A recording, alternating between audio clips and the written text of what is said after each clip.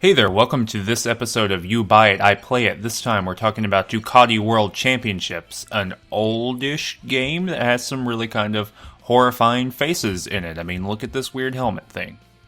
And look at the face inside of that helmet. That's what I'm trying to draw your attention to. In any case, I'm recording this after the fact because I couldn't really get my thoughts together while playing proper Ducati World Championship. In fact, it's hard to do the corners when you're having to talk, and so I thought I would just record this after and give you some of my kind of ideas and thoughts about the game instead of trying to fumble through it live. But what I really started thinking about during the act of playing was that suddenly, no, at long last, I couldn't anymore. I couldn't go on. Someone said, you can't stay here. I couldn't stay there, and I couldn't go on. I'll describe the place. That's unimportant. The top very flat of a mountain, no a hill, but so wild enough. Quag, heath up to the knees, faint sheep tracks, trials, scooped deep by the rains.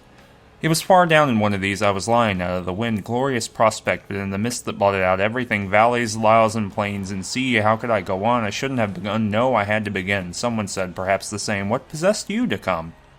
I could have stayed in my den, snug and dry, and I couldn't. My den, I'll describe it. No, I can't. It's simple. I can do nothing anymore. That's what you think. I say to the body, up with you now, and I can feel it struggling like an old hack floundered in the street, struggling no more, struggling again until it gives up. I say to the head, leave it alone, stay quiet, it stops breathing, then pants on worse than ever. I am far from all of that wrangle, I shouldn't bother with it, I need nothing, neither to go, nor to stay where I am. It's truly all one to me, I should turn away from it all, away from the body, away from the head, let them work it out between them, let them cease, I can't, it's I would have to cease. Ah, yes, we seem to be more than one, all deaf, not even gathered together for life. Another said, or the same, or the first, they all have the same voice, the same ideas, all you have to do was stay at home.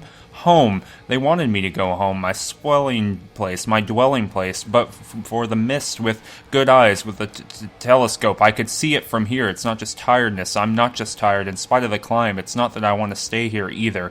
I had heard tell, I must have heard tell of the view, the distant sea and hammered lead, the so-called golden veil so often sung, the double valleys, the glacial lows, the city in its haze. It was all on every tongue. Who are these people anyway? Did they follow me up here? Go before me, come with me. I'm down in the hole, the centuries of dug, centuries of filthy weather, flat on my face on the dark earth, sodden with the creeping saffron waters it so slowly drinks. Are they up above all around me as in the graveyard? I can't raise my eyes to them. What a pity. I wouldn't see their faces, their legs perhaps plunged in the heath. Do they see me? What can they see of me? Perhaps there is no one left. Perhaps they are all gone, sick, and I listen, and it's the same thoughts I hear. I mean, the same as ever. Strange to think in the valley the sun is blazing all down the raveled sky. How long I have been here, what a question. I've often wondered, and often I could answer an hour, a month, a year, a century, depending on what I meant by here, and me, and being. And there I never went looking for extravagant meanings. There I never much varied, only the here would sometimes seem to vary.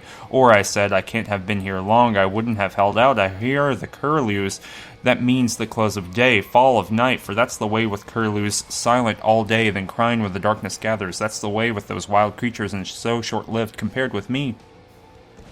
And that other question I know so well, too. What possessed you to come unanswerable so that I answered to change, or it's not me, or chance, or again to see, or again years of great sun, fate. I feel that other coming, let it come. It won't catch me napping. All is noise, unending suck of black sopping peat, surge of giant ferns, heathery gulfs of quiet, where the wind drowns my life in its old jingles. To change, to see, no, there's no more to see. I've seen it all till my eyes are blear.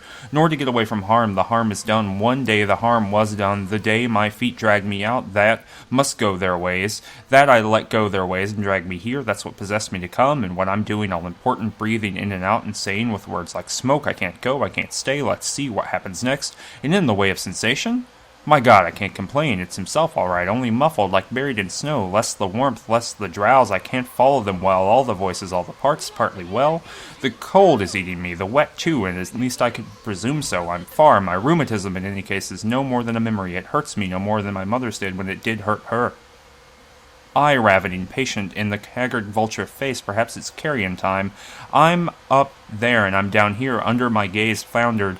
Eyes closed, ear cupped against the sucking peat, we're of one mind, all of one mind, always were, deep down we're fond of one another, we're sorry for one another, but there it is, there's nothing we can do for one another. One thing at least is certain, in an hour I will be too late, in half an hour it might be night, and it's not certain. What is not certain? Absolutely certain. That night prevents what day permits for those who know how to go about it, who have had the will to go about it, and the strength to try again.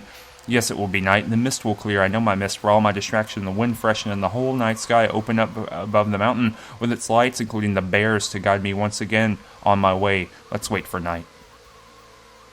All mingles, times, and tenses. At first I had been only here. Now I'm still here. Soon I won't be here yet, toiling up the slope or in the bracken of the wood. It's larch. I don't try to understand. I'll never try to understand anymore.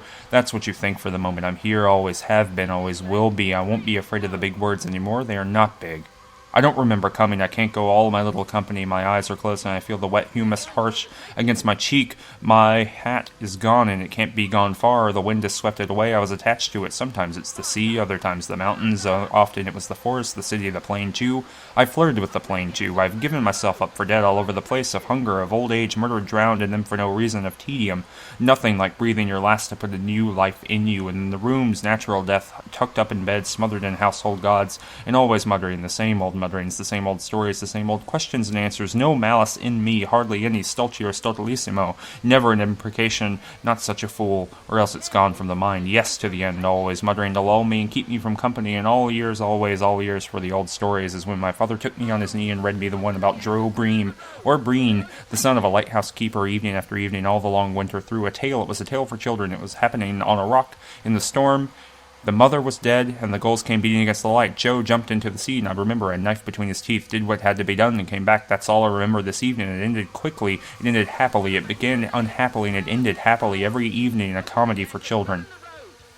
Yes, I was my father, and I was my son. I asked myself questions and answered as best I could, and I had it told to me every evening after evening, the same old story I knew by heart and couldn't believe, or we walked together hand in hand, silence sunk in our words, each in his worlds, the hands forgotten in each other. That's how I've been held out until now, and this evening again it seems to be working. I'm in my arms, I'm holding myself in my arms without much tenderness, but faithfully, sleep now as under that ancient lamp all twined together, tired out with so much talking, so much listening, and so much toil and play.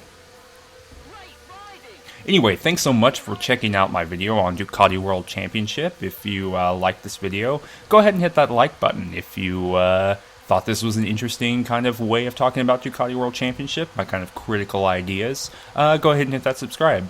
Thanks so much for watching.